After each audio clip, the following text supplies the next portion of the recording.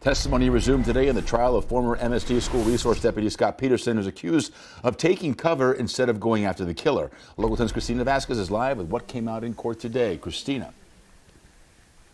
And due to scheduling considerations, they also heard from some defense witnesses. So essentially the jury in this case got these two perspectives in one day. The state view that Scot Peterson did not follow best practices in active shooter response training, and the defense perspective that he did the best he could with the information he had at the time.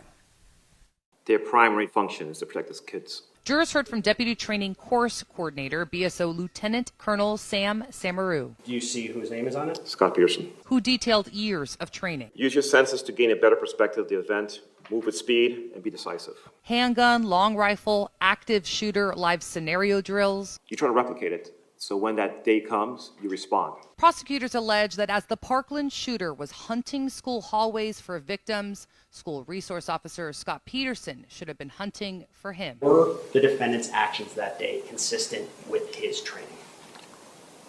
No, it was not. Jurors also heard from defense witnesses, to include BSO Deputy Michael Kratz. But he definitely appeared to be visibly emotional, like he was teary-eyed, and he was very upset. The defense in this case has said Scot Peterson didn't know precisely where the shots were coming from. You know, it appeared to be coming from that direction by the football field. 302, I hear shots fired by the football field. Shots fired by the football field. So that was you at 2:25:08 saying, I hear shots fired by the football field, shots fired by the football field, correct? Yes, sir. And defense witness retired BSO Lieutenant Michael DeVita. The high school was a working man's job and a working person's job. There were fights, there were drugs, there were thefts. Scot Peterson's supervisor. He looked visibly upset, shaken.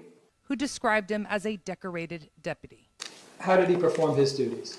Very well.